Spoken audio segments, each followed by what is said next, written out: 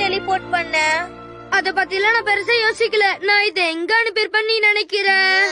உன்ன மாதிரி ஒரு மக்கு பையனை வச்சுக்கிட்டு போய் அதை தேடு. அதை தேடி எங்க இருக்குன்னு கொண்டு வா, இல்லனா வீட்டுக்கே வராத.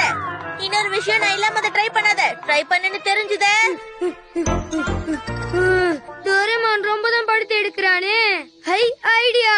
நான் இப்ப இதை ஷிசுகா கிட்ட காட்ட போறேன். ஆனா 10 நிமிஷம் கழிச்சு தானே வரும். என்னன்னு சொல்லி சமாளிக்க? ஷிசுகா வீட்டுக்கு நான் உடனே போகணும். ஷிசுகா வீட்டுக்கு நான் உடனே போகணும்.